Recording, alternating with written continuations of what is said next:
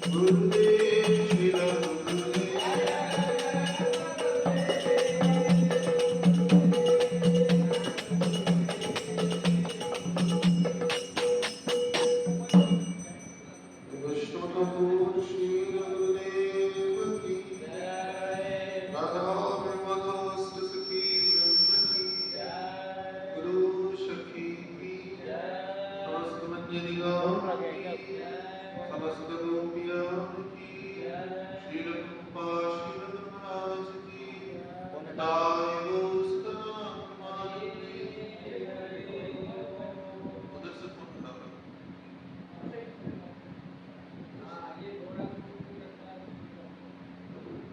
उस तरफ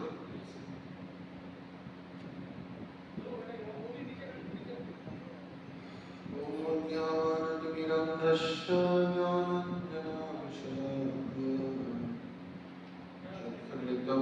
येन तस्मै श्रीगुरुवे नमो विष्णुपादाय कृष्णपृष्ठाय भूतले श्रीमते गौरगोविन्द स्वामिति नाम नमो विष्णुपादाय कृष्णपृष्ठाय भूतले श्रीमते राधा स्वामीति नमः नमस्ते प्रभुपाददेवे गौरवाणी प्रचारिणे विशेषशून्यवादी ब्रह्मणास्तात् नमो विष्णुपादाय कृष्णपृष्ठाय भूतले श्रीमते भक्तिवेदान्त स्वामिते नमः नमस्ते सरस्वती गौरवाणी प्रचारिणे निर्विशेषशून्यवादी पश्चात्परशताम् श्रीचैतन्यमनोभीष्टं स्थापितं येन भूतले स्वयं रूपं तदा मह्यं ददाति स्वपदां वन्देऽहं श्रीगुरुश्रीकमलकमलं श्रीगुरुं वैष्णवांश्च श्रीरूपं साग्रजातं सहगणरघुनाथानि तं सजीवम् सावेकं सावधूतं तदर्शसितं कृष्णचैतन्यदेवं श्रीराधा कृष्णपादाक्षरगणिता हे कृष्ण करुणा सिंधु दीनबन्धुपते गोपेश गोपिका कान्त राधा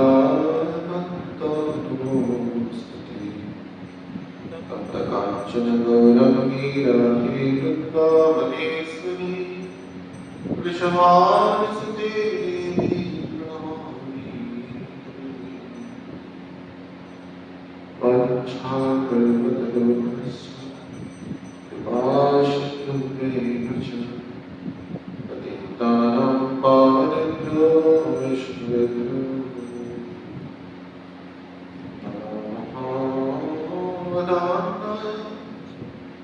कृष्ण प्रेमदायते कृष्णाय कृष्ण चैतन्य जय श्री कृष्ण चैतन्य श्री अद्वैत शिवासादि हरे कृष्ण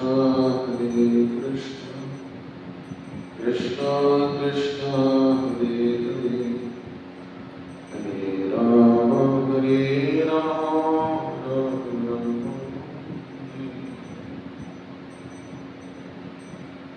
कथं करति वाचालं कथं लभ्यते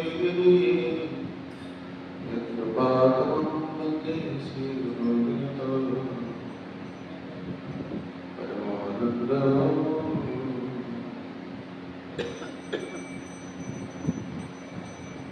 ॐ नमो भगवते वासुदेवाय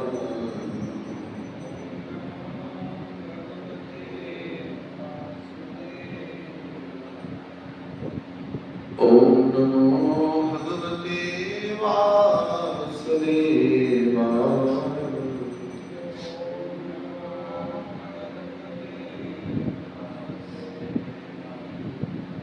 ॐ नमो भगवते वासुदेवाय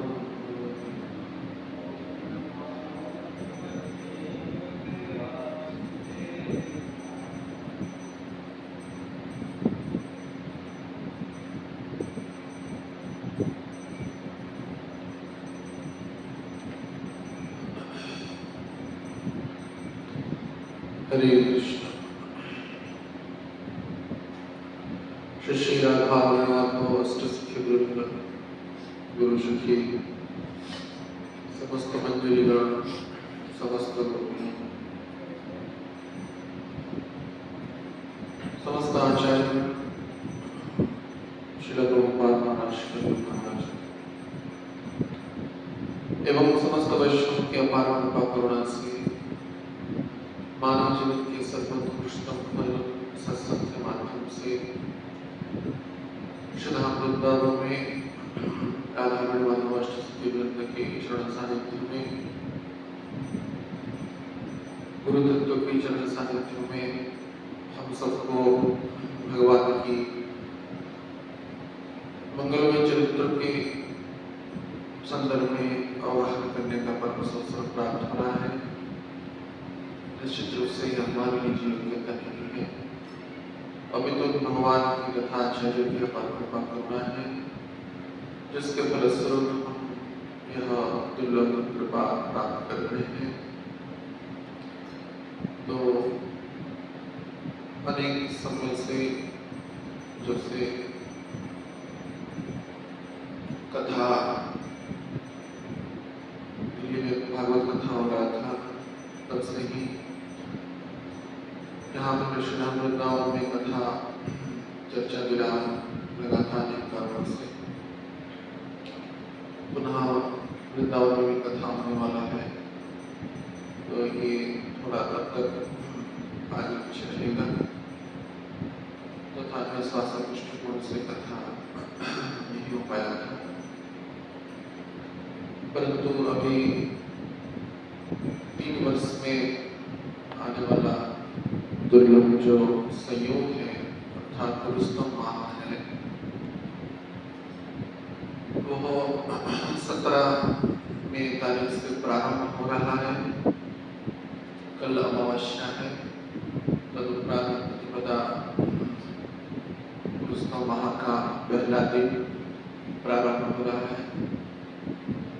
पुरुषोत्तम माह के संदर्भ में शायद ऐसे सामूहिक रूप में कथा आदि चर्चा नहीं किए हैं हम। तो सूत्र में कई भक्तों का अनुरोध था, विचार था कि यह दुर्लभ संयोग पुरुषोत्तम माह आ रहा है, इस संदर्भ में शास्त्रों में पुराणों में ऋषियों के द्वारा एक कथानक प्राप्त होता है।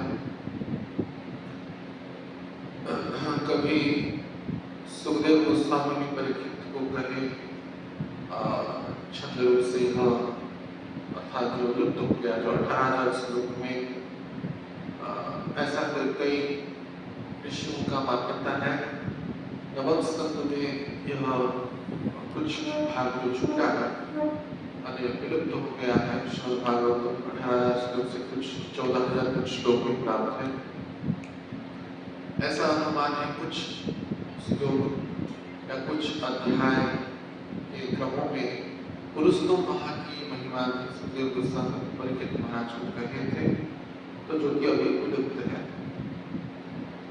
तथा कुछ गुप्त प्रसंग भी हो सकता है, किसी कारण कई ऋषियों का मान्यता है कि शायद 10वें स्कंद आदि में सुखदेव गोस्वामी राधा रानी की भी प्रत्यक्ष नाम लेते हुए उसकी महिमा वर्णना किए होंगे, वो विलुप्त है।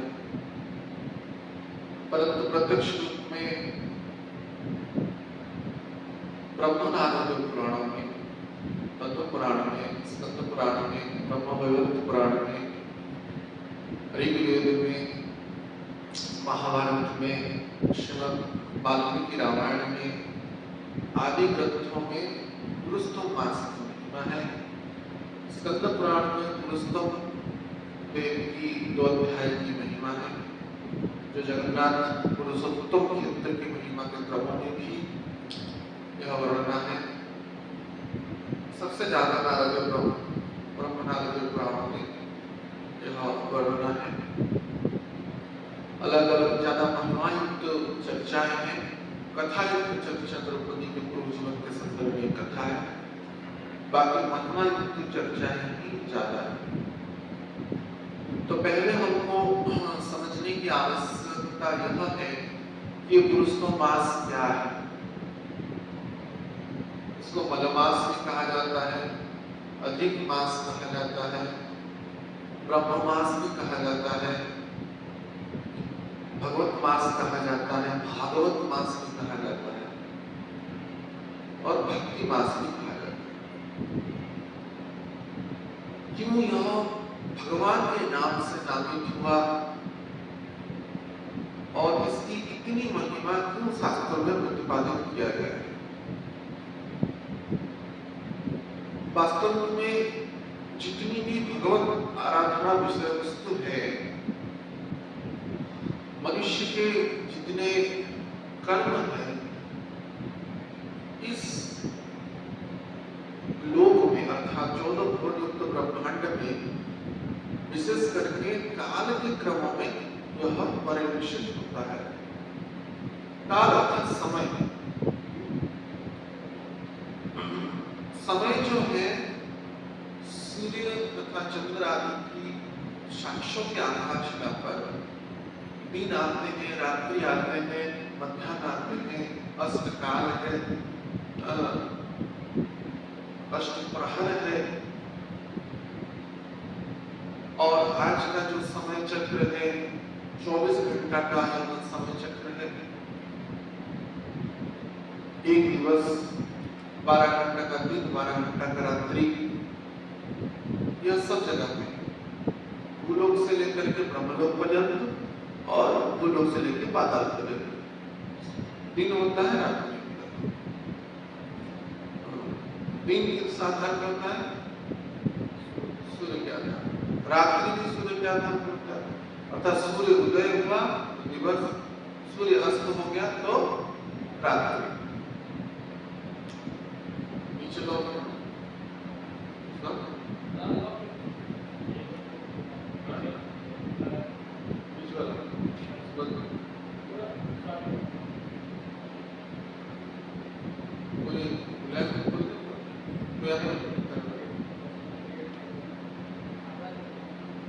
इसको गरम होने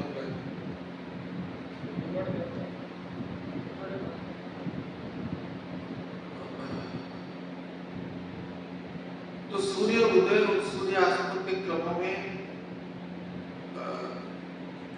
यह दिवस रात्रि की गणना होता है। तद आधार पे मास जो है 30 दिन का होता है, 15 दिन का कृष्ण पक्ष और 15 दिन का शुक्ल पक्ष। ये किस आधार पर होता है? शुक्ल और कृष्ण।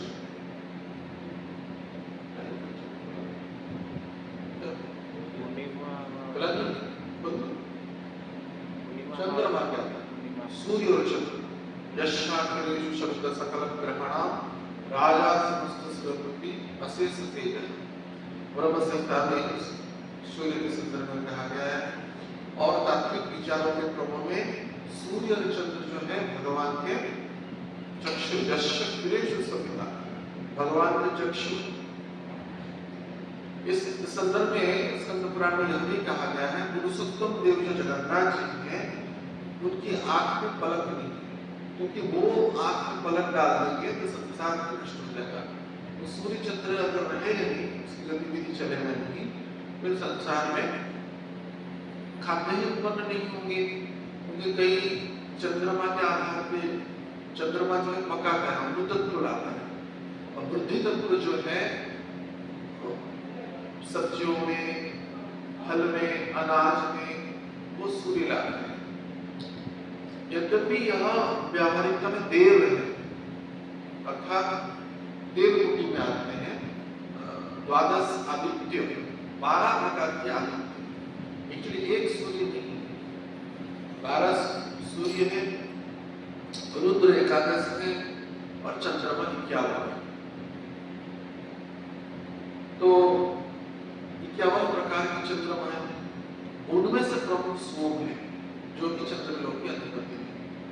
और वैसे 12 आदित्य हैं, उनमें से बृहस्पति जो है सूर्य देव, सूर्य लोक की राजा है।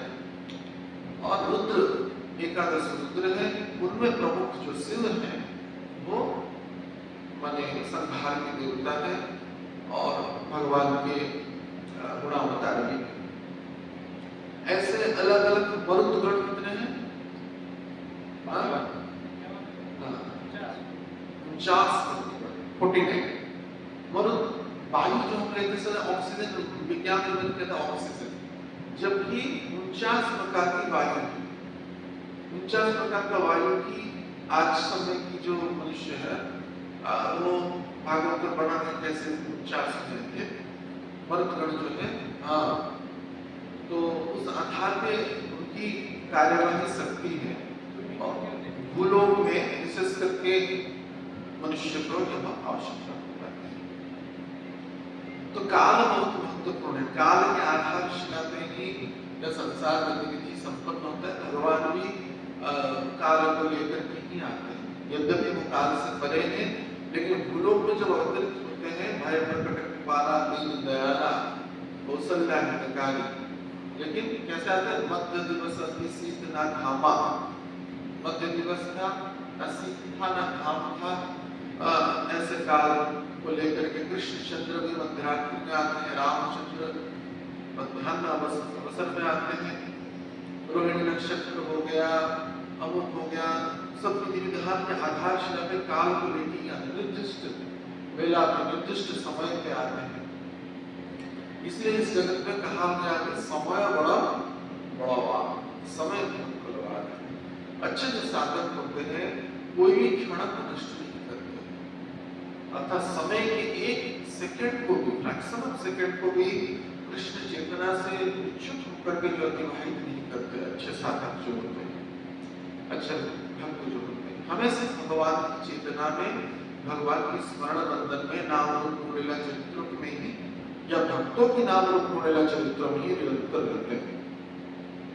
परंतु दिवसों के क्रम में भी एक निर्दिष्ट वेला पवित्र होता है, एक निर्दिष्ट वेला मध्यम स्तर का होता है और एक निर्दिष्ट वेला अधम श्रेणी का रहता है। यद्यपि शुद्ध भक्तों के लिए जो सर्वत्र भगवान का दर्शन करता है तो उसके लिए कुछ फर्क नहीं है, हर एक काल उसके लिए ही मात्रा आगम पायन स्थित प्रत्यय रहता है। परंतु कनिष्ठ स्तरों में, मध्यम स्तर में तथा उत्तम स्तर के प्राथमिक स्तरों में यह काल की विशेष महिमा उस व्यक्ति के जीवन चक्र में घटित होता है। इसलिए मनुष्य की जो जीवन पद्धति है काल के क्रमों में निर्दिष्ट रूप से परिभाषित किया गया। कुछ कंपल्सरी पक्ष है, कुछ बाध्य पक्ष है जिस काल को पालन करना ही चाहिए। जैसे कि अमृत वेला है। अमृत वेला कौन सा है? प्रायतः 3:40 आज के समय के हिसाब से अरुणिमा का जो समय होता है और पक्ष वो अमृत वेला होता है, उसको ब्राह्मण वेला से होता है। उसके बाद दिवस वेला से होता है। उसके बाद ऐसे होते होते मध्याह्न प्रदोष, वैकल्पिक और गोधूली वेला, उसमें संध्या वेला, उसमें रात्रि वेला। सबसे माने काल के संदर्भ में अगर सूर्य और चंद्र यद्यपि भगवान की शक्ति है, परंतु सूर्य हर एक समय देखेंगे वो दिखते हैं नहीं, गोल रहता है। उनका समस्त शक्ति जो है वो इस जगत में व्याप्त होता है। ऊर्जा जो है सूर्य की, सूर्य और चंद्र के बीच में अगर कंपेयर किया जाए तो सूर्य ज्यादा आवश्यक है। इसका अर्थ चंद्रमा आवश्यकता नहीं है, परंतु सूर्य की ज्यादा आवश्यकता है खाद्य पे, जल पे, क्योंकि जल को जो शुद्धिकरण, जो जल का शुद्धिकरण सूर्य करते हैं। और सूर्य और चंद्र के बीच में कंपेयर किया जाएगा तो सूर्य ज्यादा शक्तिशाली और चंद्रमा कमजोर है। तो इसलिए और चंद्रमा कमजोर होने के कारण उनमें कलंक है, क्योंकि कलंक सूर्य में कलंक नहीं है, इसलिए सूर्य को नारायण से प्रत्यक्ष बताया गया है, लेकिन चंद्र को नारायण से नहीं बताया गया है।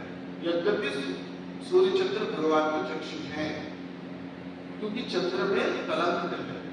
उस तरह की कथाएं हैं क्यों कलंक है, क्या हुआ, लेकिन काल के संदर्भ में जो विवेचन आ रहा है उस संदर्भ में हमने इसको विचार रखा। तो सूर्य के आधारशिला पे भी ज्यादा जो मनुष्य में, जीव जंतु में, कीट पतंग में, लता पताओं में, वृक्षों में उसकी शक्ति ज्यादा आवश्यकता है। और इसी कारण जो रात्रि बेला है, संध्या गोधूली बेला के बाद संध्या बेला, उसका रात्रि बेला, रात्रि बेला में क्योंकि चंद्रमा, देखिए चंद्रमा पूरा गोल नहीं रहता है, चंद्रमा का गोल रहता है महीने में एक बार, है ना, लेकिन सूर्य हमेशा गोल है। केवल सूर्य पराग के दिन ही राहु के द्वारा आकर्षित होते हैं। तो साल में एक दो बार या कई बार 2-3 साल में एक बार होते हैं।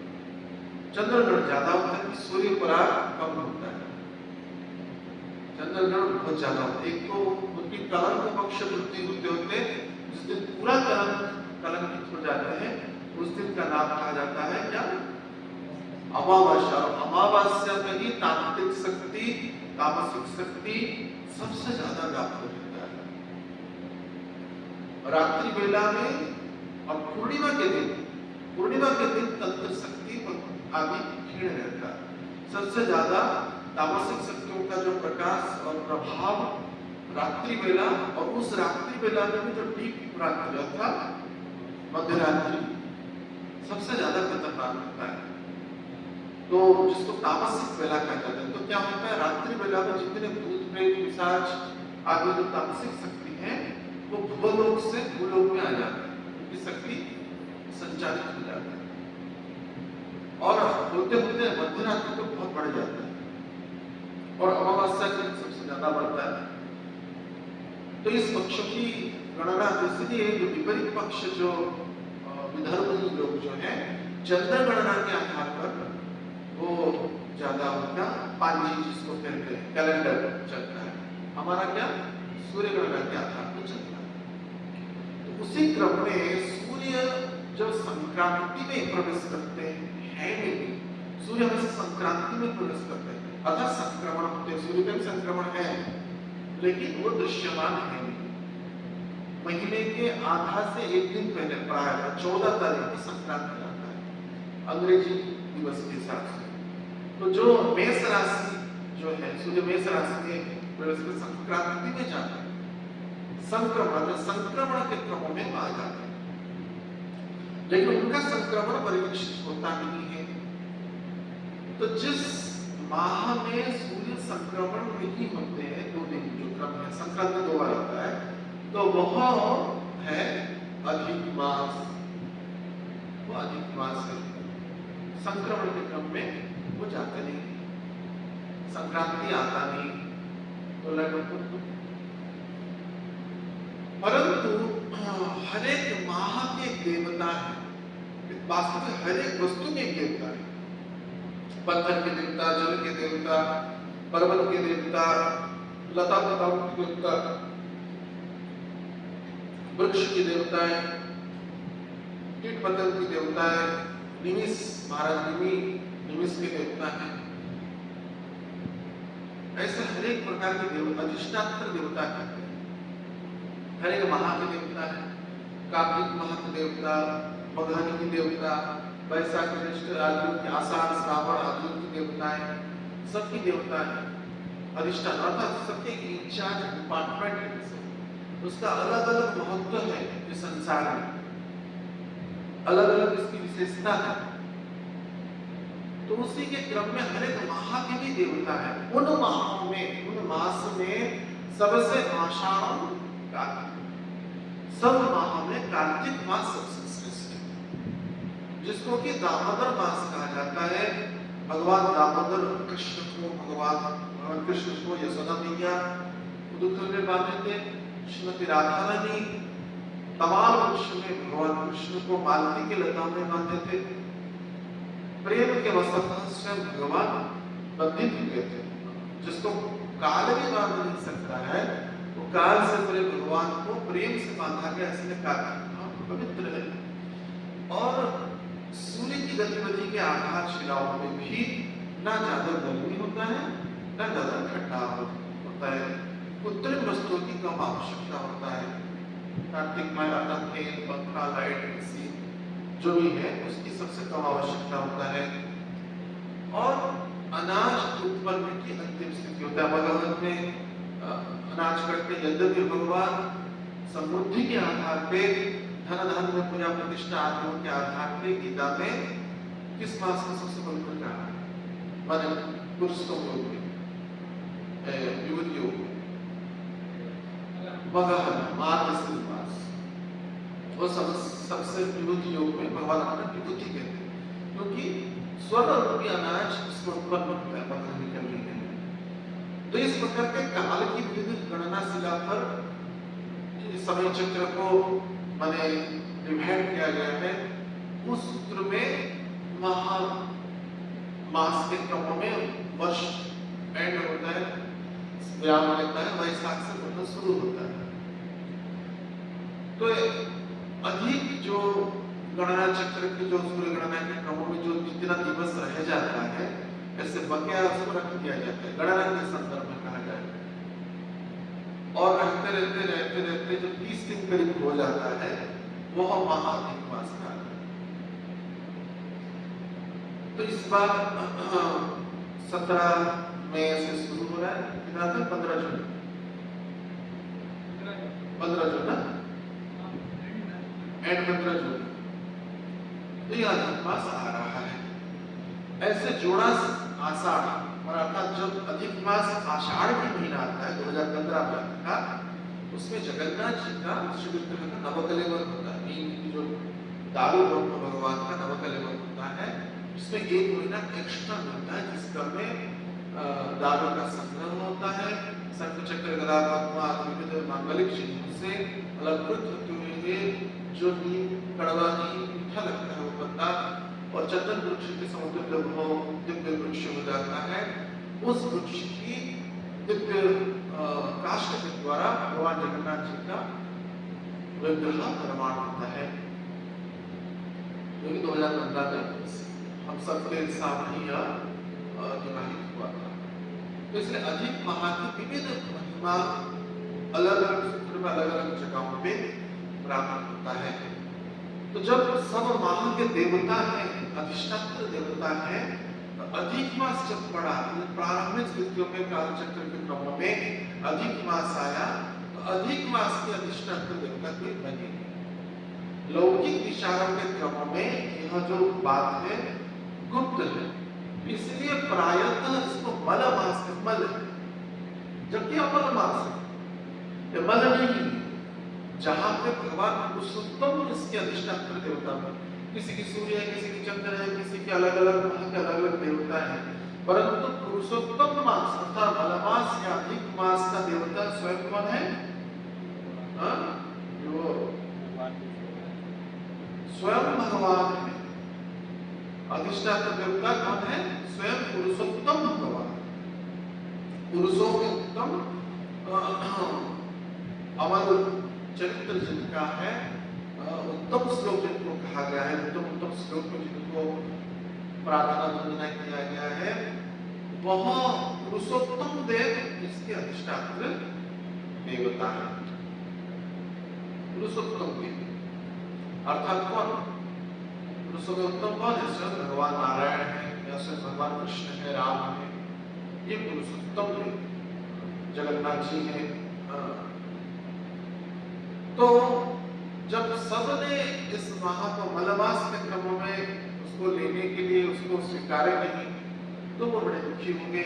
मलमास क्योंकि प्रत्यक्ष देवता, जैसे हम निद्रा देवी की बात कर रहे हैं, निद्रा देवी श्याम वर्णा की है, परम सुंदरी है, और हम अपने व्यक्तिगत जीवन में सामना किए श्राप के क्रम में कई बार कथा में गए, प्रत्यक्ष परेशान कर लेते। लक्ष्मण जी भी ऐसा किए, उसी को स्मरण करते हुए हमने भी बोल दिया कि नहीं तो हम श्रापित करते हैं, तो वो प्रकट हुए थे।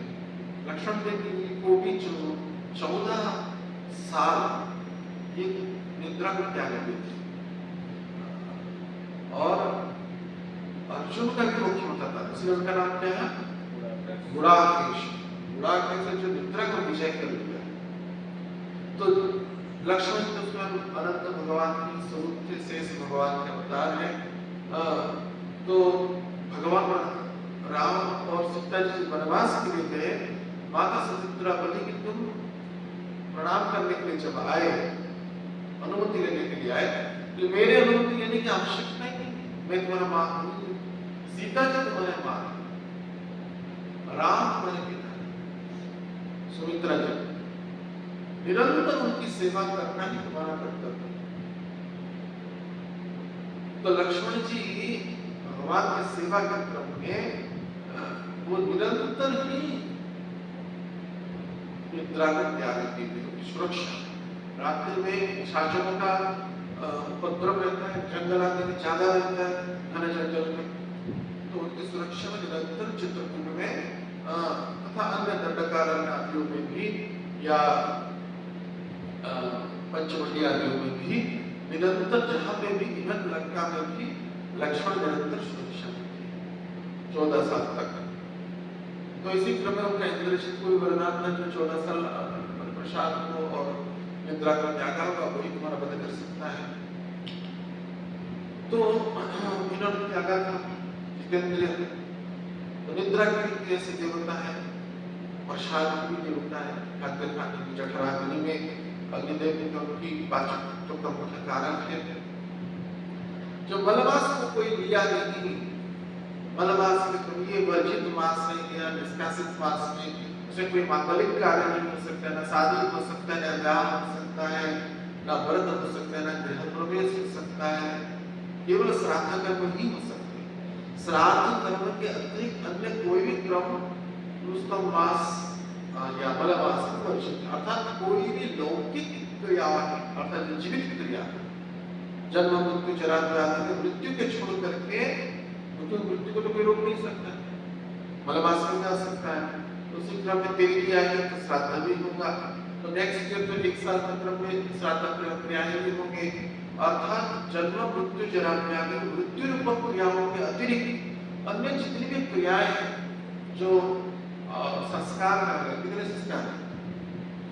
16 संस्कार, 16 संस्कार, जन्म संस्कार, चूड़ाकरण संस्कार, जातक्रम संस्कार या वेदोपनिषद संस्कार से लेकर के विवाह संस्कार और मृत्यु संस्कार पर्यंत जितने भी 16 संस्कार हैं उनमें से मृत्यु अर्थात 15 संस्कार यहाँ पे नहीं हो सकते। किसने? मलमास मृत्यु संस्कार केवल अलाउ, और कोई संस्कार अलाउ। इसका अर्थ नहीं कि मल है, अर्थात 16 संस्कार में जो 15 संस्कार है वो जन्म के क्रम में, जन्म एक जंजाल है, जब तक जिएगा व्यक्ति कामनाओं के सिर जीता है, वासनाओं के सिर जीता है, आहार निद्रा भय मैथुन के सिर जीता है, लाभ पूजा प्रतिष्ठा के सिर जीता है, 6 विकारों के सिर रहता है, 6 दोष के सिर रहता है। इसलिए जीवन तो मिलना सुधरने के लिए, लेकिन व्यक्ति अपने अणुसंगत का व्यवहार करके ज्यादा बिगड़ता है।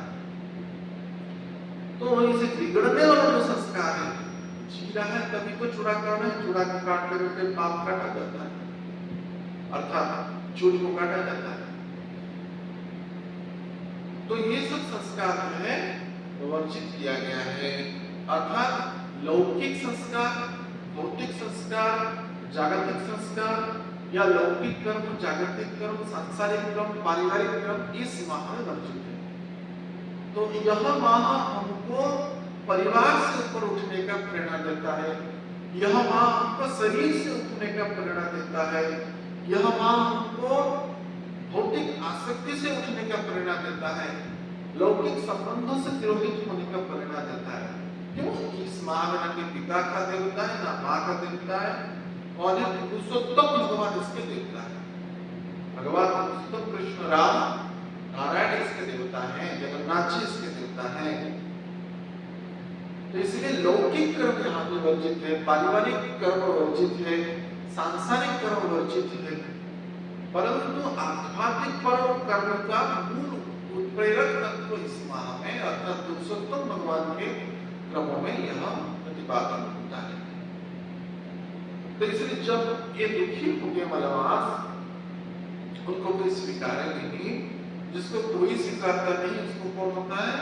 हरे का सहारा वेणु माधव हमारा। बाला साहब का ठाकुर से हरे का सहारा वेणु माधव हमारा, हरे का सहारा गुरुदेव हमारा। और ये परम धन, परम धन राधा परम धन। धन तो 15 करोड़ से, लेकिन धन और परम धन में अंतर है। वो परम धन भगवान है, श्री गुरुदेव है, भगवत तत्व है, विष्णु तत्व है, कृष्ण तत्व है, नारायण तत्व है, राम तत्व है। ये परम धन है। जो संसार से हार गया, जिसका कोई भरण पोषण करने के लिए नहीं है, शंकर भगवान इसका भरण पोषण, जिसको कोई आश्रय नहीं देता है, उसको भगवान गुरुदेव आश्रय देते हैं। उनके चरणों में समस्त ब्रह्मांड को आश्रय दिया है। उसी सूत्र में जब मलमास दुखी हो गए, अधिक मास, अधिक माने एक्स्ट्रा, वो दुखी हो गए, उनको कोई स्वीकारा नहीं, तब भगवान पुरुषोत्तम जगन्नाथ रामकृष्ण नारायण ने उनको स्वीकारा। तो बोले कोई बात नहीं, यह माँ को हम तुम बिल्कुल चिंतित मत हो, हम तुमको ग्रहण करते हैं। इसी क्रम में विशेष छूट भी इस माह में प्राप्त हुआ, क्योंकि आध्यात्मिक कर्म संचित होता है। इस माह में कोई भी सत्कर्म, दान कर्म, पुण्य कर्म, आध्यात्मिक कर्म किया जाएगा, उसका 1 करोड़ गुना फल प्राप्त होगा। 1 करोड़ 60,000 तक की सीमित है। तस्य कर्म कुर्वन्ति षष्टि कोटि महर्षिणा, 60 करोड़ महर्षियां शुद्ध भक्तों की सेवा करते हैं। और उसी क्रम में शुद्ध भक्ति की बिंदुभर सेवा, शुद्ध भक्त की एक बिंदुभर सेवा 60,000 वर्ष विष्णु सेवा का फल का समतुल्य कहा गया पद्म पुराण में। षष्टि वर्षीय महर्षाणि विष्णु लभते फलम, 60,000 वर्ष तक विष्णु सेवा करने से जो फल प्राप्त होता है, सकृत विष्णु सेवाया नाम प्राप्ति संशय। एक क्षण का भी अगर सेवा हो जाए, 60,000 वर्ष विष्णु सेवा का फल प्राप्त होता है। और लेकिन इस माह में कुछ शुद्ध भक्त की सेवा कर ले तो 60,000 गुना 1 करोड़ कितना हुआ? कितना? 60,000 गुना 1 करोड़, 60,000 करोड़ वर्ष विष्णु सेवा का फल प्राप्त होगा, जो इस माह में एक क्षण काल के लिए भी शुद्ध भक्त की सेवा कर ले। तो विशेष ऐसे ही भगवत प्रणाम, भगवत दीपदान, मांगलिक सूत्रों का पाठ करना, कोई भी सत्कर्म, कोई भी आध्यात्मिक कर्म, गीता भागवत वेद रामायण का पाठ करना, गिरिराज की परिक्रमा से लेकर के वृंदावन परिक्रमा करना, गो माता की सेवा करना, किसी की भी सेवा करना, वैष्णव की भी, तो उसका 1 कोटि गुना फल प्राप्त हो जाएगा। हर एक काल में, हर एक समय शुद्ध भक्त की सेवा तो सर्वोत्तम है ही, परंतु 3 साल में 1 महीना जो आता है, इसमें सबसे बड़े आनंद पुरुषोत्तम भगवान के भी जो देव है वो कौन है? शुद्ध भक्त है, शुद्ध वैष्णव है, एकादो पदो जीवन। तो वो भी पुरुषोत्तम भगवान भी इस माह में विशेष रूप से ऐसा कहा गया है, किसी ना किसी जीवात्मा के शरीर में प्रविष्ट होकर के शुद्ध भक्त की सेवा स्वयं करनी। माधव दास जो चरित्र प्राप्त होता है, पुरुषोत्तम क्षेत्र में जो माधव दास विराजमान कर रहे थे, उन माधव दास की भी सेवा पुरुषोत्तम भगवान अर्थात जगन्नाथ जी इस माह में ही किए थे, इस माह में किए थे। उसी क्रम में उनका शरीर अस्वस्थ हुआ और इस माह में उन्होंने बलभद्र आदि की जो सेवा से लेकर के अन्य विधान जो है पुरुषोत्तम मास में ही किए। तो इस पुरुषोत्तम मास में विशेष महिमा है। पुरुषोत्तम मास में ही तुकाराम महाराज भगवत धाम को गमन किए थे। पुरुषोत्तम मास में ही भगवान राम सरयू नदी में अपनी जल समाधि लिए थे। पुरुषोत्तम मास में ही भगवान कृष्ण प्रवास मित्र से भगवत धाम को पलायन किए थे। अर्थात राम और कृष्ण की जो अप्रकट लीलाएं हैं, यह भी पुरुषोत्तम मास में ही संघटित हुआ था। तो इस प्रकार की विशेष महिमा से अलंकृत यह पुरुषोत्तम माह है। तो भगवत संयोग से हम भी पुरुषोत्तम माह के हमारा सजीव प्रकट हुआ रामनवमी के दिन। तो जबकि वो जो रामनवमी का कौन सा मास होता है? चैत्र मास का पुरुषोत्तम माह था। क्योंकि पुरुषोत्तम माह ऐसा नहीं हर एक 20 महीने में आता है। कभी आषाढ़ आएगा, कभी वैशाख आएगा, लास्ट ईयर कब आएगा? सावन में आएगा। सावन की जो 16 सोमवार होता है वो 32 सोमवार होता है। 16 सोमवार में 4 सोमवार आता है तो 8 सोमवार। तो ये पुरुषोत्तम माह विशेष रूप से प्रतिपादित किया गया। पुरुषोत्तम माह बहुत ही माने लाभदायक है, कल्याणकारी है, मंगलकारी है। अर्थात व्यक्ति का अगर 100 साल का जीवन है तो जैसे बोलते हैं ना 3 बार माने 12 साल में एक युग या एक कल्प विचार किया जाता है मनुष्य के लिए। तो ऐसा 12 बार 8 बार आता है। जैसे एक अष्ट प्रहर कहा जाता है। 100 साल के अवधि के क्रमों में 12 गुना 8 कितना? 96 अर्थात 8 बार उसको चांस दिया जाता है सुधरने का। 1 से 12 साल की अवस्था बाल्यकाल की अवस्था होता है और बाल्यकाल या कैशोर आदि की अवस्था होता है। 8 साल आते हैं अर्थात 12 साल कंप्लीट करते जो व्यावहारिक जो अमंगल कार्य किया है उसको सुधरने का मौका जन्मजात संस्कार के सूत्र में पिता माता का दायित्व है। 8 से पहले ही उस बालक को प्रस्तुत करे। जब कर्म फल 8 साल से कर्म फल लग जाता है। 8 से 80 तक कर्म फल लगता है। तो 8 साल से उस व्यक्ति को सुधरने की पर्याप्त मौका पिता माता के सूत्र को प्राप्त होता है। निसंदेह या गुरुकुल में उसको 8 साल से पहले ही भेज दिया जाता है, जिसके द्वारा शुद्ध भक्त के आनंद में रहते हुए वो मांगलिक कर्म को संकल्प करे, आध्यात्मिक कर्म को प्रतिपादन करे।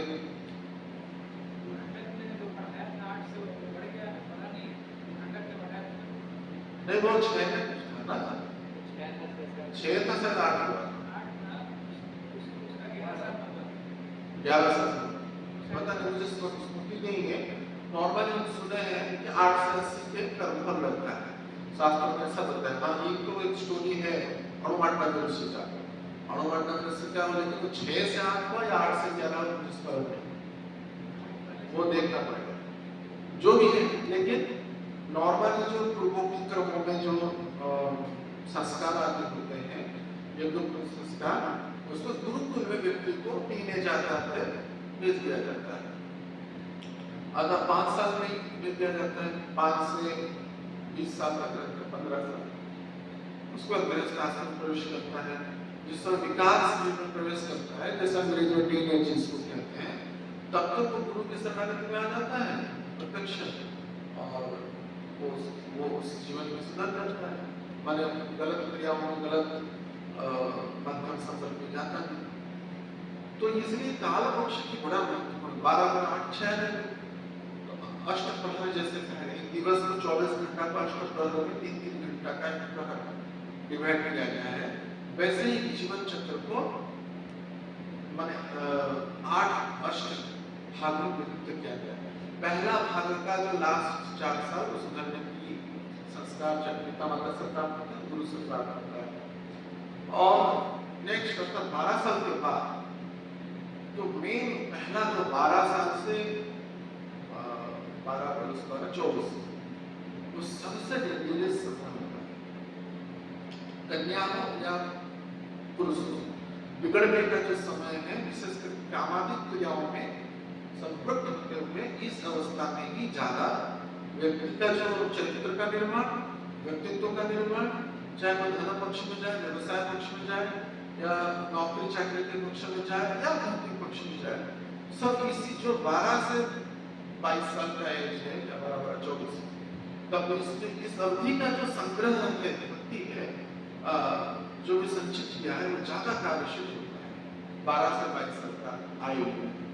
इसका अर्थ नहीं कि हर एक साल में नहीं होता है, अन्य सुधरने का मौका तो हर एक अवस्था में दिया जाता है, लेकिन उसमें इंद्रियां बड़े शक्तिशाली होते हैं, एनर्जी बहुत रहता है, शक्ति रहता है, उत्साह रहता है, शरीर में ऊर्जा रहता है। तो उस अवधि में जो व्यक्ति अपने चरित्र का, व्यक्तित्व का, धन का या जो भी मार्ग में जाए, अगर वो परिश्रम के क्रम में, अभ्यास के क्रम में संचय कर ले तो ज्यादा आवश्यक होता है। तो वैसे ही जीवन को सुधरने का जो मौका है, अधिक मास के सूत्र में, शास्त्र में कहा गया है कि हर एक 3 साल प्रहर अगर विचार किया जाए, जैसे एक प्रहर 3 घंटा का होता है, ऐसे ही अधिक प्रहर जो है 3 साल में एक बार आता है, पुरुषोत्तम मास जिसको कहते हैं।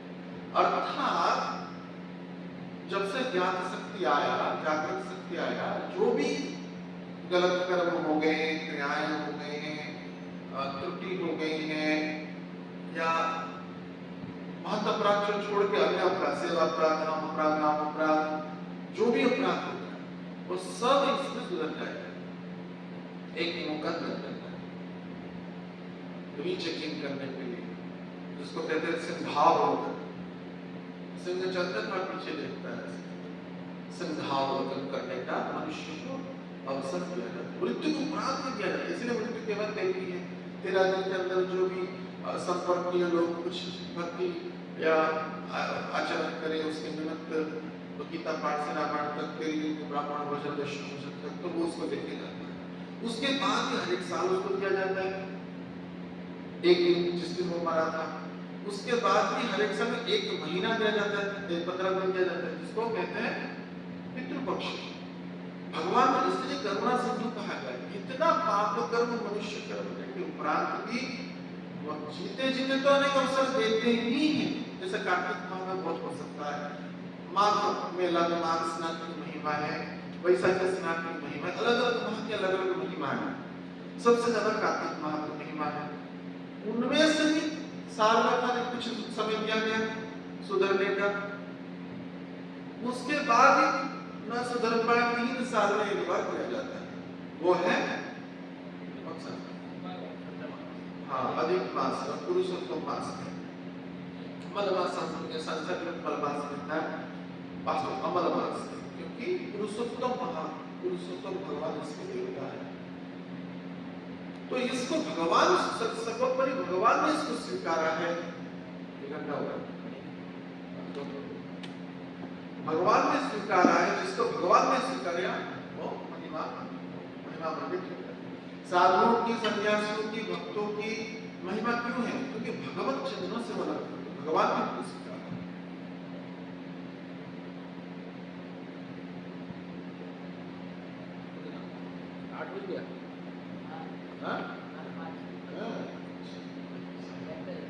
ठीक है, इसकी ये तो शुरुआती अच्छा, तो इसलिए पुरुषोत्तम मास को विशेष इस अवसर को कोई भी वैष्णव होना नहीं चाहिए।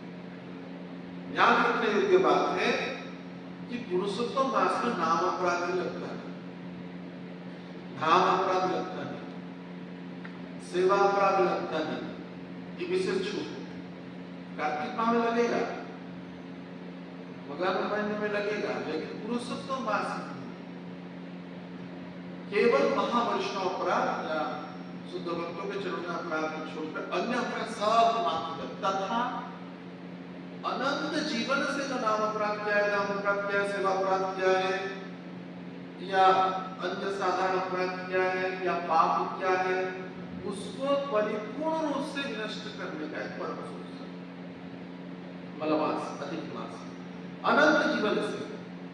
विशेष करके जीवन में तो है ही, विशेष करके 3 साल में जो कर लेकिन लास्ट को 3 महीना 3 साल पहले आया था उसमें वो किया हो, या अगर वो कर लिया तो पूरा चला गया, लेकिन 3 साल में फिर से कर लिया तो उसको सुधरने का एक मौका मिला। तो इस माह का बहुत ही लाभ, अर्थात कोई भी व्रत, उपवास, दीपदान से लेकर के अन्य जो भी मांगलिक सत्कर्म, पुण्य कर्म, भक्ति कर्म है, पुरुषोत्तम माह के बराबर है नहीं। एक दिन की यहाँ पे अभिषेक में, भगवान के अभिषेक में, जन्माष्टमी अभिषेक में कहा गया कि 1 लाख एकादशी का पुण्य प्राप्त होता है। जबकि एक क्षण भर की दर्शन से 1 करोड़ जन्माष्टमी का पुण्य प्राप्त होता है। व्रत का एक दर्शन मात्र से, भगवत दर्शन से ही पुरुषोत्तम मास में 1 करोड़ जन्माष्टमी का पुण्य प्राप्त होता है। और एक जन्माष्टमी का व्रत करने से कितनी एकादशी का व्रत प्राप्त होता है? 1 लाख जब मैंने एकादशी का फल प्राप्त होता है। और एक भगवत दर्शन से 1 करोड़ जन्माष्टमी का फल प्राप्त होता है। अर्थात 1 करोड़ गुना 1 लाख, 1 लाख करोड़, 1 लाख करोड़ फल प्राप्त हो गया भगवत दर्शन से। और उस वेला में, मांगलिक वेला में उठने से स्वतः ही मंगल आरती कहा गया। मांगलिक वेला में जो उठता है अपना जीवन का मंगल होता है, इसे वैष्णव मंगल आरती प्रारंभ करते हैं। एक अधिक मास का जो मंगला है, विशेष करके जो मंगल विधान का जो सूत्र है, भगवान का कल्याणमय, कृपामय, करुणामय सदर्शन जो दर्शन है, तो इस माह में जो प्राप्त होता है मंगला का जो दर्शन है, तो प्रत्येक जो क्षण है एक मंगला का दर्शन करता है इस पुरुषोत्तम माह में, तो जीवन भर उसका मंगल हो जाता है, ऐसा कहा गया है कृपा के सूत्र में। तो अनेक इस महिमाओं से वर्णित है। उन्हें ब्रह्मनाथ के पुराण में इतनी इसकी महिमा है, भर के महिमा अध्याय है इस पुरुषोत्तम मास में। तो इस माह में गुरु कृष्ण की अनुगत्य में हर एक साधकों को कुछ ना कुछ नियम लेना चाहिए। 2 प्रकार के डूज एंड डोंट डूज, करना क्या चाहिए, नहीं करना क्या चाहिए, ये हर एक को पता है। जो करना चाहिए उसको बढ़ा दे, जो नहीं करना चाहिए उसको घटा दे, ये है नियम। तो केवल महाविष्णु अपराध, महत्वपराध पुरुषों के अन्य अपराध हम इसका फिर जानबूझ के करें, नाम अपराध, नाम अपराध, सिर अपराध नहीं, ये तो छूटने का मौका है। भगवान ने 1 महीना छूट दे दिया। ऐसे तो महापापी लोगों को भी ऐसा कहा गया है, चाणक्य जी ने जो नंद का जो वध कराया वो पुरुषोत्तम माह में कराया, इतना वो पंडित था। ये भी प्राप्त होता है, चाणक्य ने जो नंद का वध कराया वो पुरुषोत्तम माह में, क्योंकि उसको पाप ना लगे, कोई मार काट जो इसको पाप रखे। तो इस प्रकार से कूटनीति थे। जैसे कोई ये सोच के पाप करे, उसको नाम अपराध नहीं लगे, तो वैष्णव किसी पाप नहीं, तो नाम के बल पे पाप पुण्य करना तो अपराध ही है। ये तो लौकिक विचार है, जानबूझ के तो बिल्कुल ही कभी किसी भी क्रम में नहीं करना चाहिए। ज्ञातसार का जो कर्म जो है वो निसंदेह ही अपराधी तत्व में है, क्योंकि ये तो कहा भी गया है कि महत् अपराध हो तो उसे क्षमा नहीं, मानो इस मन पे मानो काम करेगा भी नहीं, लेकिन वही चलते महत् अपराध करा देगा। जानबूझ के जो कर्म करते वो तो अभी भी केवल मनुष्य ही, जानबूझ के जो कर्म करते वो तो संसार के हित के लिए वो एक पापी था। नंद राजा चाणक्य को तो भगवान की व्यास का सत्य हो सकता है, सबको बाजी कहते थे, शास्त्र प्रमाण में नहीं, तो बाजी कहते थे। चाणक्य कहते इस लोग को साधु संपत्ति कोट करते हैं, परंतु जानबूझ के तो निसंदेह किसी भी क्रम में यह वर्जित ही है, तो अविवेकी व्यक्ति करता है। और वैष्णव लोग क्यों जानबूझ के करेंगे, निसंदेह अज्ञान में ही हो जाता है। और या काम, क्रोध, लोभ आदि के वेग के कारण पाप हो जाता है वैष्णव को। नाम मात्र का वैष्णव वेशधारी विष्णु में पापाचार करते हैं, जो कलयुग से जाए, उनके बारे में कहना कुछ, उनको क्या हजारों पुरुषों को हाथी नहीं दिया जाएगा, उनको कोई उससे वो छूट नहीं सकता, क्योंकि जानबूझ के कर्मों को मैंने गलत कर्म करेंगे तो निस्संदेह आगे चल करके वो महत् अपराध का ही कारण है। क्योंकि किसी को तो छूट मिल जाएगा पाप करने का, तो पाप करता ही रहेगा। सांसारिक वैष्णव पर निसंदेह जो अच्छे वैष्णव है और अच्छे साधक है, वो इस सूत्र में कभी भी जाता है ना, अन्य मामलों में जाएंगे ना पुरुषोत्तम आचार्य किसी के प्रति रंजन से जो चले इसमें ही मार दूंगा मैं, इसको मर्डर कर दूंगा, मुझे पाप नहीं लगेगा, क्योंकि किसी को हत्या करना पाप के क्रम में नहीं है, पाप के क्रम में जाता है। गोवध हो गया, कई पाप है, जैसे गरुड़ पुराण में वर्णना है, या करने के प्राप्ति के सृजन में वर्णना है।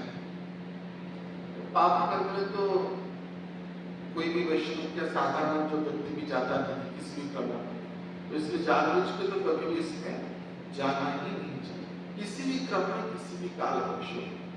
और तो किसी के भक्ति के आड़ में तो पाप करना बहुत बड़ा विवेकिता है, इसको तो कोई भी मनुष्य नहीं करना चाहिए।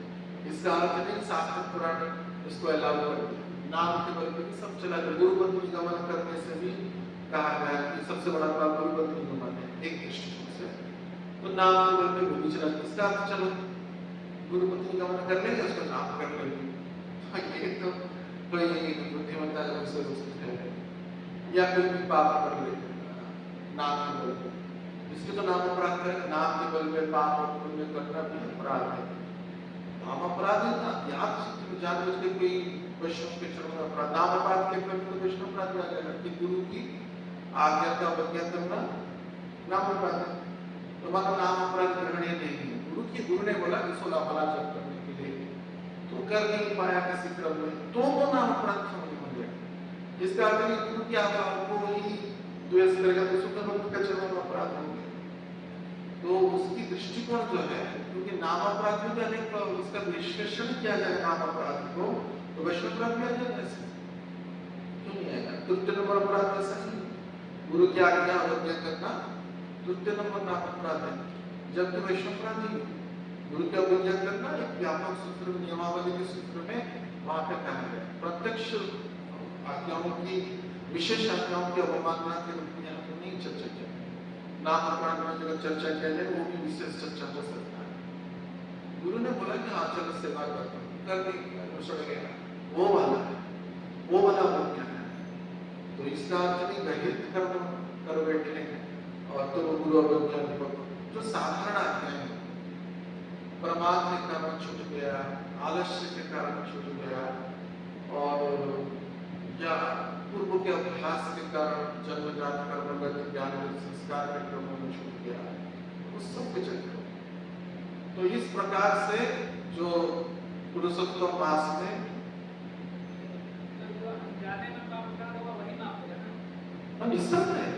जानबूझ के पाप करना तो अविवेकिता है। चलो नाम अपराध नहीं होगा, चलो जानबूझ के पाप करेंगे, किसी भी क्रम में जानबूझ के अपराध नहीं करना, पाप नहीं करना चाहिए। हाँ वही बोलते ना, नाम के बल पे पाप और पुण्य करके करना। नाम अपराध का अर्थ है कोई भी स्वाभाविक रूप से जो अज्ञात सूत्र में, प्रमाद सूत्र में, पूर्व स्वभाव के सूत्र, सेवा अपराध में वैसा ही, धाम अपराध में वैसा है। धाम में मन कोई गलत कर्म कर गया, कोई नारी के प्रति देखे कोई विचार आ गया, स्वभाव नहीं, मैं देखूंगा नारी को और कोई विचार आएगा तो उसको बाहर में लगेगा, ऐसा नहीं। वो व्यक्ति को भक्ति ही नहीं कहा जाएगा, मनुष्य ही कहा जाएगा। मातृवत पर अदालत से कहा गया, इसका अर्थ नहीं पुरुष को मातृ नहीं समर्पित पत्नी हो जाए, ऐसा नहीं, ऐसा कुछ भी नहीं। कोई भी शास्त्र के आड़ में तो ऐसे अवज्ञा कर्म करना परिपूर्ण होता है। जानबूझ के तो कभी भी कुछ भी करेंगे तो अपना इसको बिना ही, अज्ञान में अपराध होता है, अज्ञान में पाप होता है, या अज्ञान में क्यों होता है? पूर्व स्वभाव के कारण, जन्म संस्कार के कारण, कर्म संस्कार के कारण, ज्ञान संस्कार के कारण, अहंकार के कारण, मन बुद्धि के कारण, या क्षय विकारों के कारण, तो संगति कुसंगति के कारण, ये अज्ञान होता है।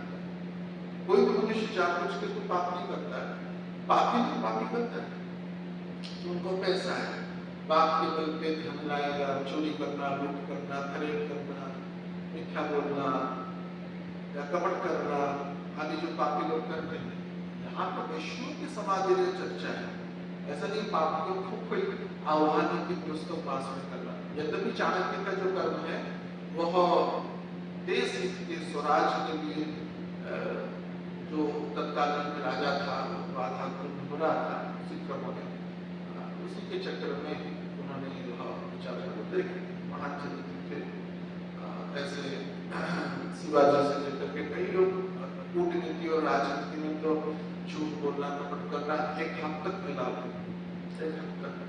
चाणक्य तो विशेष थे।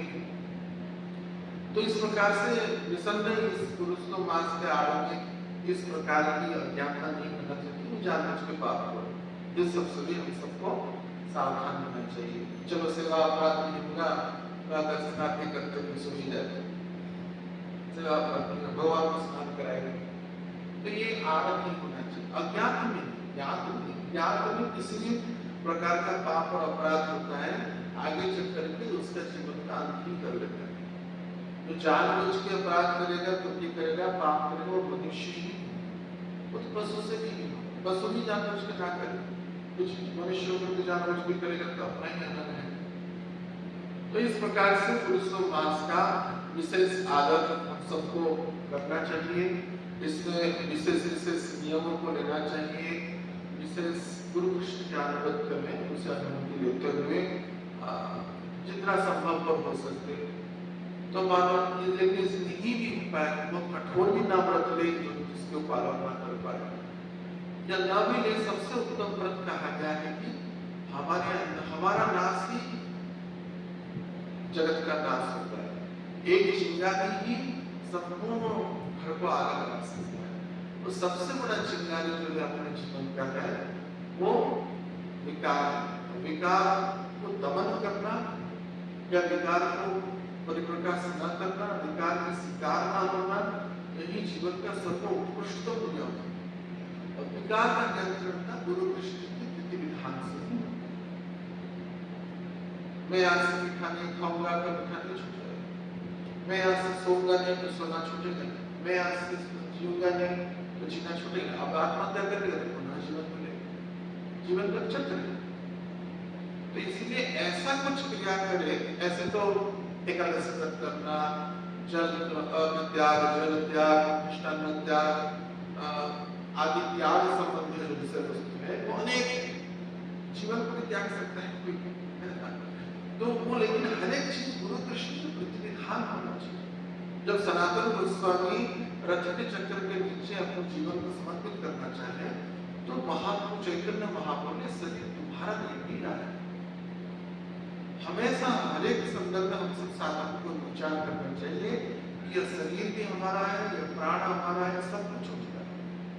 तो इसलिए ये जो गृहित कर्म जो है अर्थात आत्महत्या भी पाप में आता है। कई विचार ऐसा एक बार हम पुरुषोत्तम मास के संदर्भ किसी को कहा है वो विचार की इससे अच्छा कि पाप ही नहीं लगता, आत्महत्या में पाप है, जब आत्महत्या कर ले जीवन के झंझट में छूट जाए।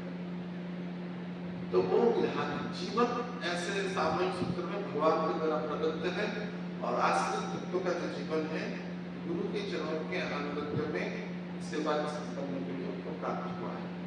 तो इसलिए ऐसा नहीं कि इसका अलग मीनिंग लेकर के आत्महत्या आदि कर्म में कोई जाए, या जैसे वो प्रश्न उठाए पाप के कर्म जाने किसी की हत्या ही कर ले, जैसे चाणक्य ने क्या हम भी किसी वैष्णव को हमको लगता है क्या करने के कारण उसने बहुत कष्ट दिया, हम उसकी हत्या कर दे या उसको लूट दे, उसको मार दे, ऐसा नहीं करना चाहिए। किसी भी कर्म, कोई भी जो मांगलिक कर्म है और जो सत्कर्म है, व्रत उपवास है, वो हमारा माने परमार्थ उन्नति के लिए प्राप्त होता है, ना कि इस आड़ में हम अपने स्वार्थ को सिद्ध करें, पूर्वगत की सफलता को सिद्ध करें, पूर्वगत विकारों को परिपुष्ट करें। अभी उन विकारों को त्यागने का ही विषय वस्तु एक कल्याणकारी मास में हम सबको प्राप्त हुआ है। तो इसलिए इस माह में कुछ करना चाहिए, कुछ नहीं करना चाहिए। अर्थात जो हमको लगता है जो हमारे लिए सबसे क्षतिकारक है उसको दमन करना चाहिए, उसको दमन करना चाहिए। जो भी सबसे क्षतिकारक, गुरु से एक आत्मा पूछे कि मैं किस कार्य के द्वारा आपको सबसे ज्यादा संतुष्ट किया, वो त्यागने का, वो परित्याग करने का प्रार्थना करना, जिसके द्वारा हो सकता है वो करने का प्रयास है। चाहे वो काम हो, क्रोध हो, लोभ हो, मोह, मद हो, मात्सर्य हो, लाभ हो या प्रतिष्ठा हो, मनोबुद्धि अहंकार हो, या जो भी अवगुण है, इसको त्याग करें और पूछे कि कौन से कार्य द्वारा आपको मैं सबसे ज्यादा संतुष्ट कर पाया आपकी कृपा से, तो उस कार्य को बढ़ाना चाहिए। मानो हम ऐसे तो सामूहिक रूप में 64 माला करें, 32 माला करें, एकादशी करें, परिक्रमा करें, गौ सेवा करें, दान करें, ये तो सब है ही। लेकिन इससे क्या गुरुदेव प्रसन्न है तो उसको करना चाहिए, नहीं तो लाभ। जिससे अर्थात जो गुरुओं की जिस क्रियाओं के द्वारा गुरुदेव प्रसन्न है या भगवान गुरुदेव प्रसन्न है, भगवान प्रसन्न है, उन क्रियाओं को बढ़ाना चाहिए। और जिससे हम गुरुदेव को सर्वाधिक प्रसन्न किए हैं, भगवान को सर्वाधिक प्रसन्न किए, उस कार्य को घटाना या परिपूर्ण क्या हो जाए, इस महा के क्रम में यह विचार को रखना चाहिए, यह प्रार्थना को रखना चाहिए, विनती को रखना चाहिए। उसके उपरांत जो सत्कर्म के बारे में प्रभु नारायण क्रम में कहा गया है, प्रमुख 4 कहा गया है, यज्ञ क्रियते दानम व्रतम जपम विपदा। ये 4 की मुख्य कैटेगरीज किया गया है। यज्ञ कुछ भी करो, थोड़ा सा भी करो, ज्यादा करो, लेकिन क्या ना दानम, बहुत दान देना चाहिए, धन दान,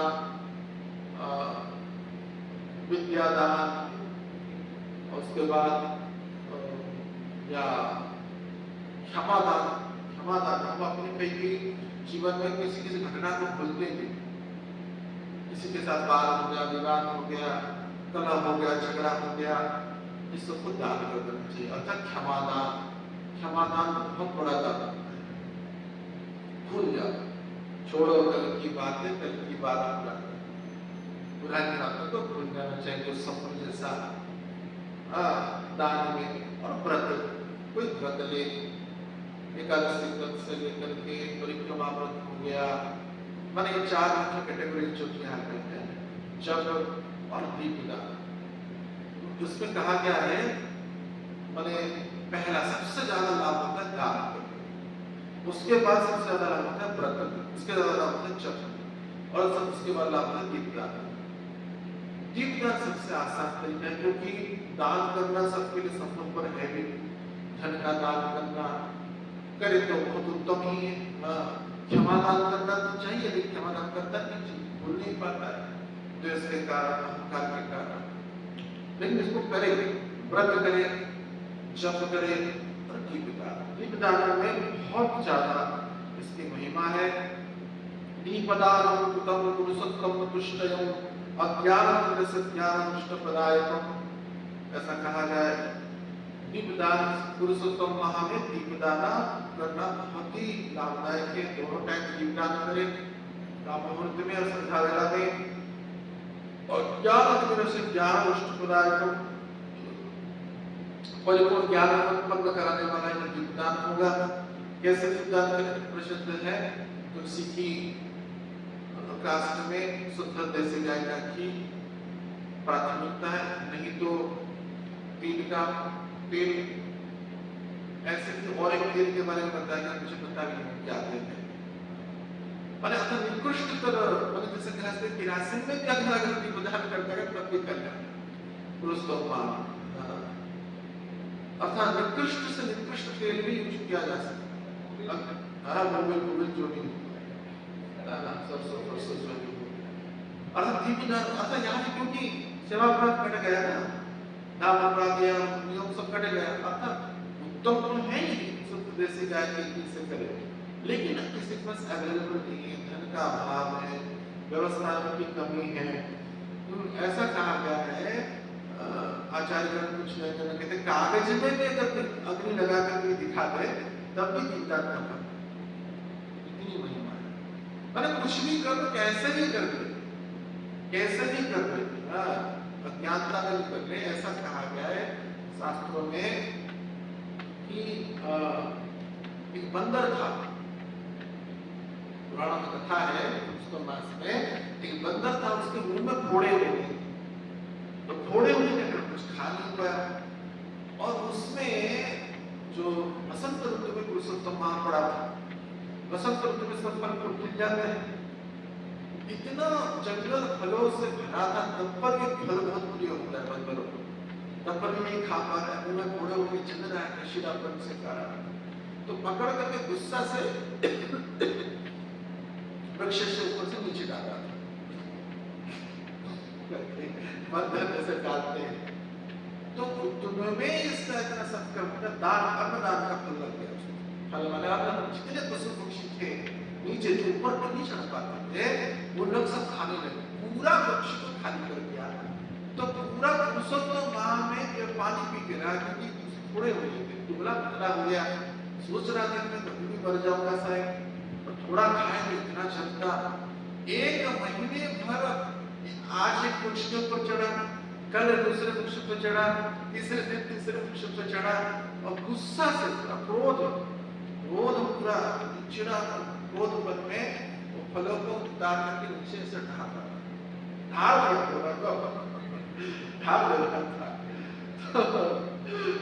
तो ढाल के कारण और डालने के कारण वो पशु पक्षी सब खाने लगे, अन्नदान का पुण्य हो गया। यद्यपि पशु में डायरेक्ट दान नहीं है, परंतु शास्त्रों में कहा गया यह उदाहरण के क्रम में पुरुषोत्तम माह में अज्ञात सूत्र में भी अन्नदान का फल लग गया, व्रत का भी फल लग गया, क्योंकि निराहार रहा, जल का भी ग्रहण किया।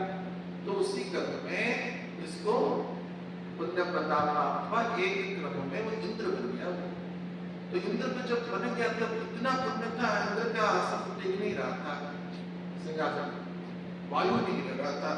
तो पुरस्कार पहला ये जो अचानक जो पुराने इंद्र थे का उनका मृत्यु हो गया। ये अचानक ना जन्म ना मृत्यु, अचानक आके बैठ गए। सब आश्चर्यचकित हो गए, इनकी पूर्व इतिहास क्या है, इनकी इतिहास क्या है। तो बृहस्पति आदमी जान नहीं पाए, क्योंकि उनका सिंहासन कभी देखा नहीं गया, कहते आसमान में उड़ रहा है, इतना पुण्य प्रताप है।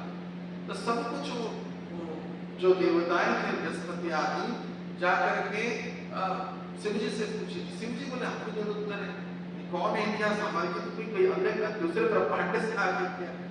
शिव जी आकर ब्रह्मा जी से पूछने लगे। सब देवताएं बृहस्पति को बंदरराज में चल रहे थे। तो और सबसे आश्चर्य की बात है बंदर के शरीर में ही थे, मृत्यु नहीं हुआ, बंदर के शरीर में ही थे। ये भी रहस्य है, बंदर के शरीर में इंद्र बन गया। सब आश्चर्य हो उड़ रहा है, इतना पुण्य प्रताप है बंदर, दिव्य शांत होकर के ध्यान मुद्रा में बैठे हुए हैं। तो ब्रह्मा जी के पास गए। ब्रह्मा जी ने उत्तर को खाता खोलो भाई, खाता कुछ लिखा है क्या इसका, कोई खाता भी कुछ इसका नाम ही नहीं, कंप्यूटर तो खाली हो गया, सुपर कंप्यूटर भी कोई काम का नहीं किया। तब सब मिल करके जाकर के भगवान नारायण के पास गए, पुरुषोत्तम भगवान के पास गए कि ये कौन है, इसका इतिहास क्या है।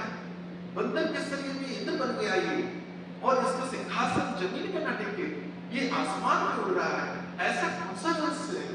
तो जब सब हव होके पूछने लगे नारायण भगवान को, तो भगवान नारायण शांत चित्त अवस्था में बड़ा तरीके से इस पूर्व इतिहास के संदर्भ में बता रहा है। पुरुषोत्तम माह में एक माह का यह अज्ञात में क्रोधयुक्त विचारधारा के क्रमों में भी अज्ञात में अन्नदान का फल लग गया। पुरुषोत्तम माह का संपूर्ण व्रत पालन कर लिया, इसी क्रम में वो इंद्र बन गया। अब जो यदगत्वान इंद्रवत्तन्ते तद्धाम परमोह, और जब यहाँ आ गया इंद्र लोग होके कि क्या कर भगवान उसको आलिंगन करके एक कंठ के एक मणि में परिवर्तित करके भगवान कंठार में भगवान उसको मणि में परिवर्तित करके इस प्रकार का उसका परिपूर्ण सद्गति प्राप्त होता है। तो यह वहाँ अनेक ऐसी दिव्य महिमाओं से मंडित है। क्या करना चाहिए, ये तो साधारण स्पंद व्रत उपवास कुछ भी कर सकते हैं गुरु कृष्ण ज्ञान वृत्ति में, लेकिन सर्वोत्तम विचार यह है कि जो हमारे लिए सर्वथा है वर्जनीय है उसको वर्जन करने का प्रयास करना चाहिए, सर्वथा ग्रहणीय है उसको ग्रहण करने का प्रयास करना चाहिए। यही सर्वोत्तम सार है। तत्सत इसके जो डिटेल में क्या करना चाहिए क्या नहीं करना चाहिए, पुराणों के श्लोकों के क्रमों में, आचरणों के क्रमों में, उसकी चर्चा हम कल पुनः करेंगे। लेकिन हाँ, जो भी हृदय से भाव विचार करा रहे, कल तो एक दिवस का समय है, मन वैष्णव के लिए कह रहे हैं, यहाँ पे हमारे लिए तो सबसे बड़ा चल रहा है। जैसे जो आचरण के क्रम में होना बहुत आवश्यक है, क्योंकि संसार भर व्रत उपवास तो करता है, जिससे कोई परिवर्तन नहीं होता है, क्योंकि चिड़पन आ जाता है।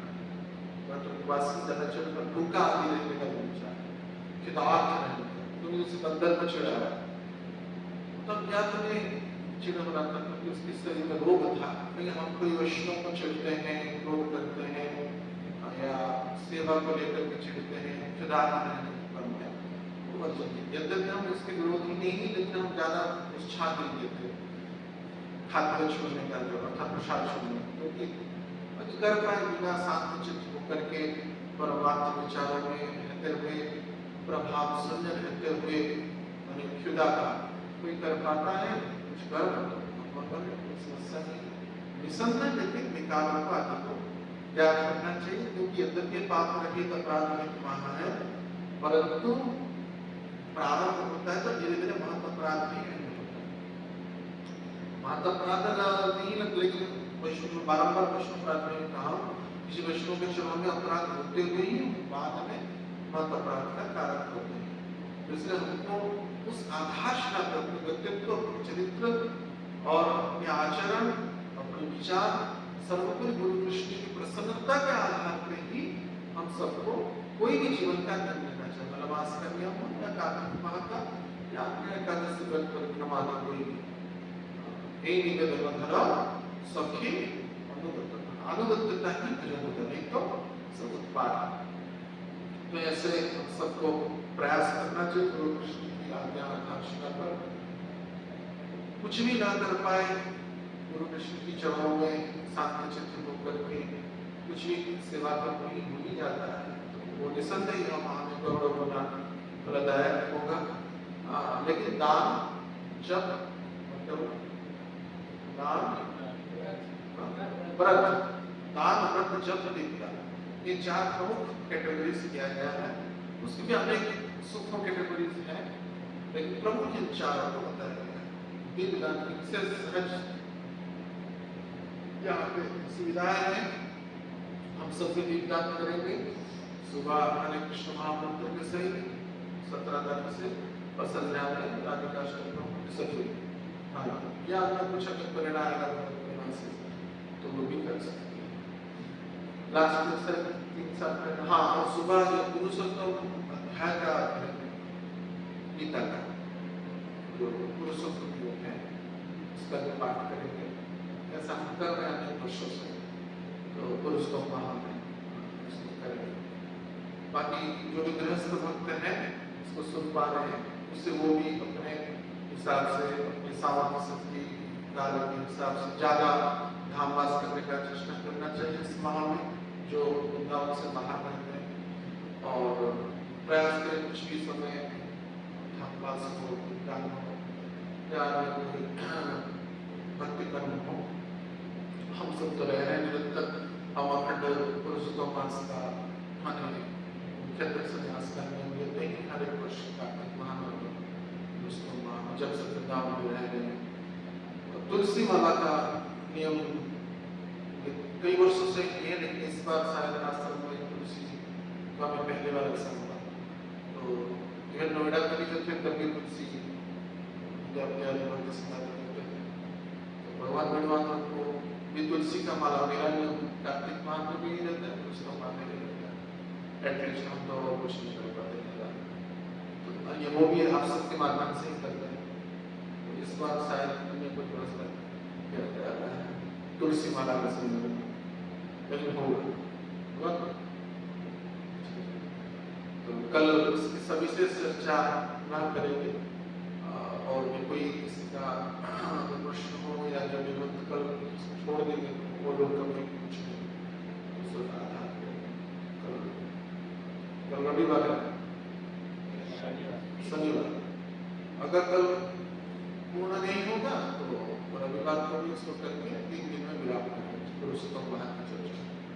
हरे कृष्णा कृष्णा कृष्णा हरे हरे, हरे राम राम राम हरे। श्री राधा माधव सखी की पुरुषोत्तम मास की, वृंदावन धाम की, श्री प्रभुपाद महाराज की, दाई बहु सनातन